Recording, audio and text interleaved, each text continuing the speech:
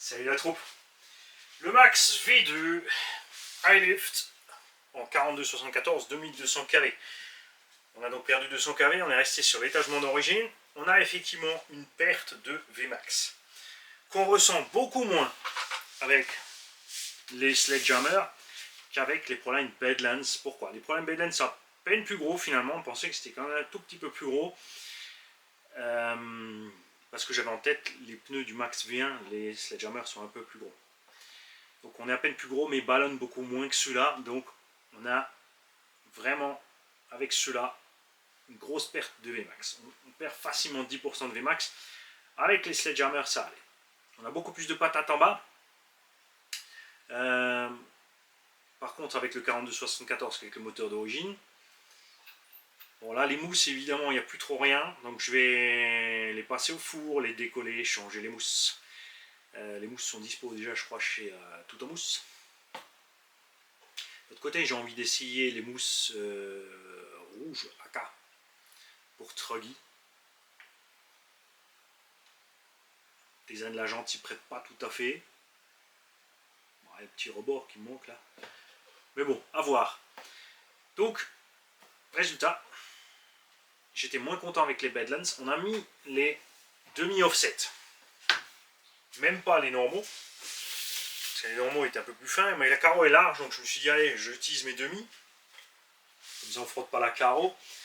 Et malgré qu'on soit un peu plus large, on était moins stable avec ces pneus qu'avec ceux-là, parce que ceux-là, justement, eh ben, ils plient sur le côté, l'engin glisse, là, il grippe, il baigne.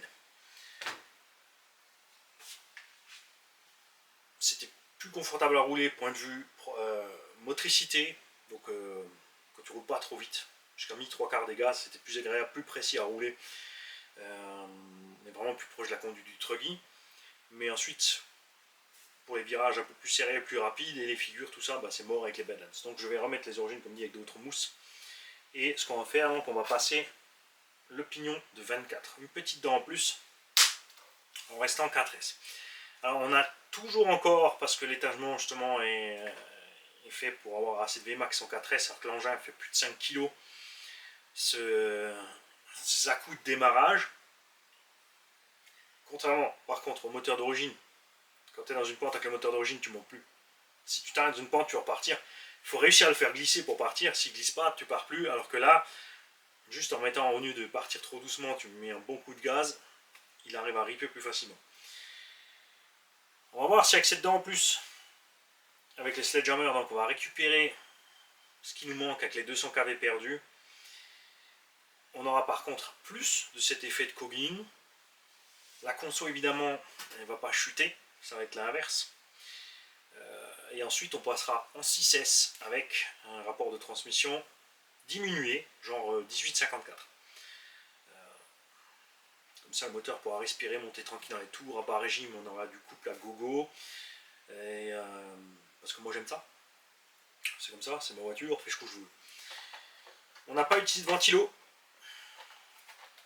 Dans les conditions météo analogues, point de vue température, à laisser dans les bois avec le moteur d'origine qui, malgré son ventilo dessus, arrive dans des températures quand même relativement élevées.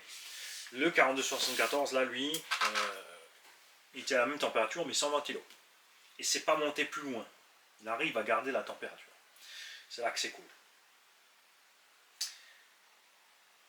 Le pignon de 24, ça devrait bien se passer aussi. Les températures dehors sont en train de chuter, évidemment, en plein été, j'aurais pas fait ça sans ventilo. Franchement, mettez un ventilo.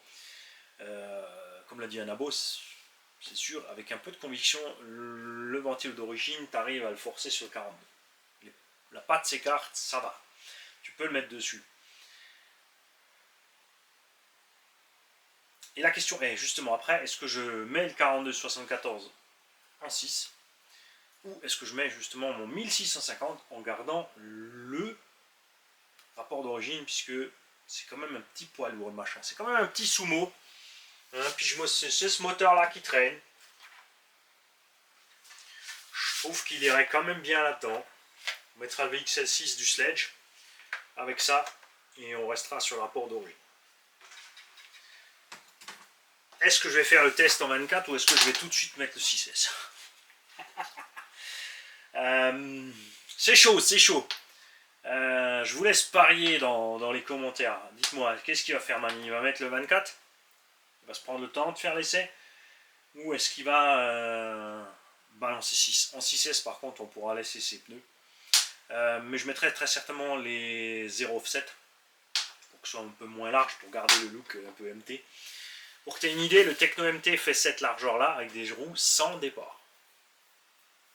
Ouais. Ça, c'est la largeur du Techno MT avec du 0 offset dessus, sauf que en longueur, la roue est là. Et ça, eh ben, c'est moche. Dr Color et moi, on est en train de se friter entre le Max V2 et le Techno. Il trouve toutes les choses possibles qui lui plaisent pas au Max V2. Moi, tout ce qui me plaît pas au Techno. Le fait est que tous les deux, on sera content de rouler avec les deux. C'est sûr, si je prends le Techno, je serai content de rouler avec. Mais j'ai encore d'autres projets en attendant. Mais au gré d'une promo ou une bonne occasion, on sait jamais. Ciao les gars.